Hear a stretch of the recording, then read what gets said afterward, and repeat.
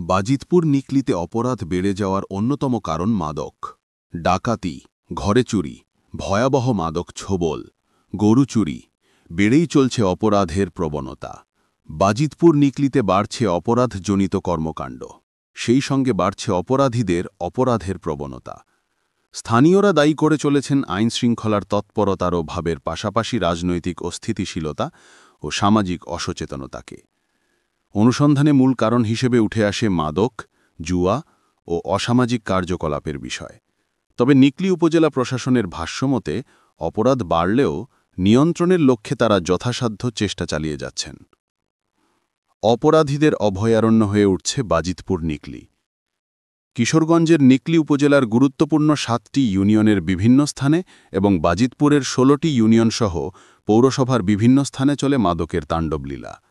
অপরাধীদের দৌরাত্মে উভয় উপজেলার বিভিন্ন স্থান এখন অপরাধীদের অভয়ারণ্যে পরিণত হয়ে উঠেছে, যে কারণে অপরাধীদের দৌরাত্মের এইসব স্থানে সাধারণ জনগণ প্রতিবাদেরও সাহস দেখায়নি। মাদক কারবারিরা গড়ে তুলেছে শক্তিশালী চক্র। এসবের জন্য স্থানীয় আইনশৃঙ্খলার তদারকির অভাবকেই অনেকে নাই বলে মনে করছেন। সেখানকার ইয়াবার কালো ছোবলে সবচেয়ে বেশি আক্রান্ত হচ্ছে যুবা সমাজ। মাদকের কারণেই বাড়ছে অধিক অপরাধ, চুরি, ছিনতাই ও নারী ঘটিত অসামাজিক কার্যকলাপের ঘটনাও ঘটে চলেছে অহরহ।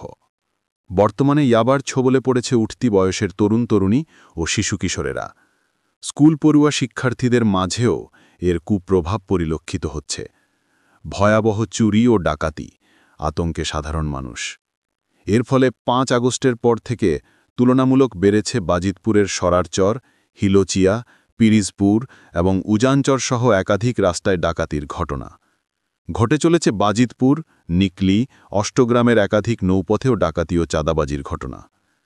খোঁজ নিয়ে জানা গেছে এসবের মূলে রয়েছে সর্বনাশা মাদক নেশার ছোবল। মাদকের কারণে সামাজিক দ্বন্দ্বকলহও তুলনামূলক বেড়েছে।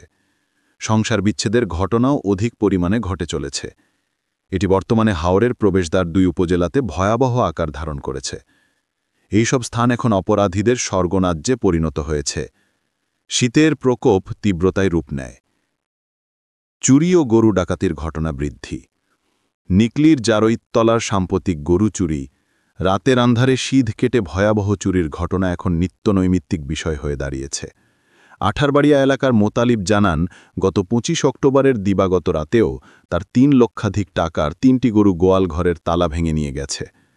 আগের দিন রাতে এই এলাকার প্রবাসী ফারুকের ঘর থেকে তার স্ত্রীর 2টো অ্যান্ড্রয়েড মোবাইলও নিয়ে গেছে। পাশের বাড়ির নসরুদ্দিনের ঘরেও চুরি হয়েছে। মোটরসাইকেল চুরি থেকে শুরু করে হাওরের সেচের মোটর ও অটোরিকশা চুরির ঘটনাও অহরহ ঘটছে। চোর ডাকাতেরা যখনই জনতার হাতে ধরা পড়ে তখনই গণপিটুনি শেষে অসংখ্য সাঙ্গপাঙ্গদের নামও বলে থাকে। কিন্তু প্রভাবশালী গোত্রের হলেই যেন অনেকখানি থমকে যায় তাদের বিচার বহির্ভূত এসবের মূলে দেখা যায় স্থানীয় প্রভাবশালীদের কালো হাত। মানববন্ধনেও থামছে না অপরাধ। জারইতলার সাজনপুর ও আঠারবাড়িয়া এলাকায় এই নিয়ে মানববন্ধন করতেও দেখা গেছে 5 আগস্টের পরবর্তীতে একাধিকবার। জারইতলার রসুলপুর, শাহপুর, সাজনপুর, আঠারবাড়িয়া ও রোদারপুড্ডায় এখন মাদক বিক্রির নিরাপদ স্থান।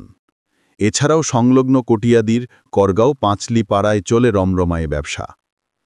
ছাতিরচর, হাওরের সৌন্দর্যের আড়ালে মাদকের ছোবল। হাওর দ্বীপের সৌন্দর্যমণ্ডিত পর্যটন স্থান ছাতিরচরের যুব সমাজ জর্জরিত সর্বনাশা মাদকের ছোবলে। গোগ্রাসে গিলছে সেখানকার তরুণ যুবারা।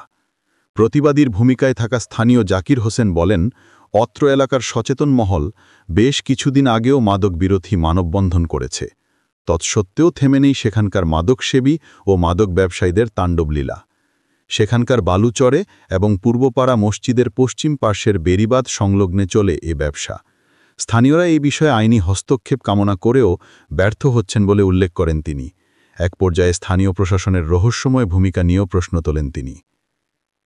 গুরই, নিকলি সদর ও আশপাশের ইউনিয়নে ভয়াবহ অবস্থা। গুরই, শিবিরপাড়া মাদকের একটি আলোচিত নাম। গুরই ইউনিয়ন বিএনপির সভাপতি ও সাবেক ইউপি চেয়ারম্যান আবু তাহেরের ভাষ্যমতে এই গ্রামের একাংশ যুবক এখন ইয়াবা নামক ভাইরাসে আক্রান্ত। নিকলি সদর, উপজেলা সদরের মোহরকোনা এলাকায় স্থানীয়রা মাদকসহ অপকর্মের বিরুদ্ধে সাম্প্রতিক নানামুখী উদ্যোগ নিয়েছে। সদরে মাদকের একাধিক কিশোর গ্যাংও রয়েছে। মাদককে কেন্দ্র করে একাধিক হোটেলে চলে অসামাজিক কার্যকলাপ। তবে নতুন বাজার ও পার্শ্ববর্তী কলেজের আশেপাশের রাস্তায় সতর্কতার সহিত চলে এ ব্যবসা। দামপাড়া। এখানকার দামপাড়া নতুন ব্রিজের গোড়ায় ও কমিউনিটি ক্লিনিকের কাছাকাছিতে ইয়াবার ছড়াছড়ি। কারপাশা।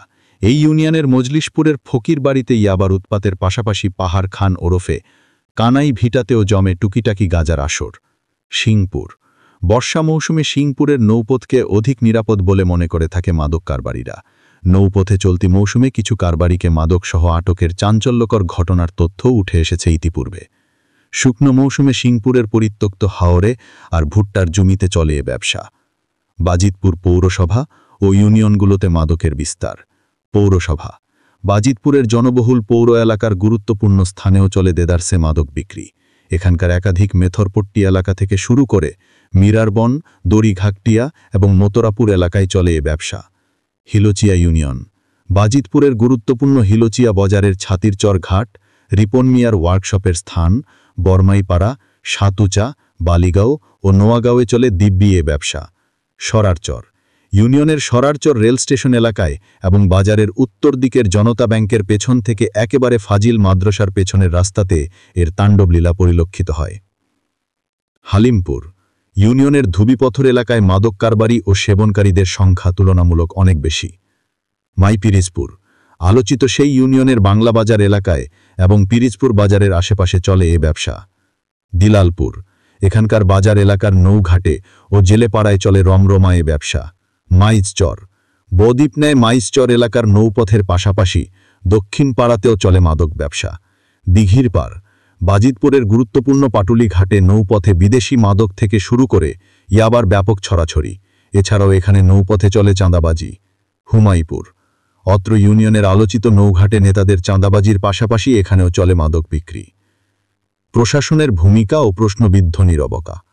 স্থানীয়দের ভাষ্যমতে খোঁজ নিলেই ধরা পড়বে কারা মাদকের সাথে জড়িত।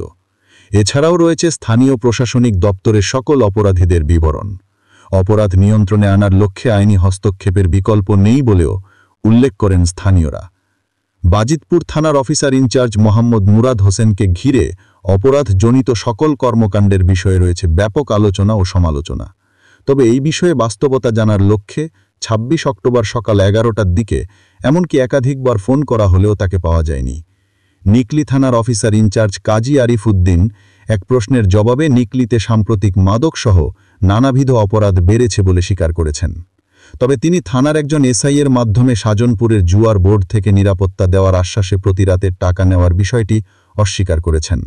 অপরাধ নিয়ন্ত্রণের লক্ষ্যে তিনি সর্বোচ্চ চেষ্টা চালিয়ে যাচ্ছেন বলেও দাবি করেছেন।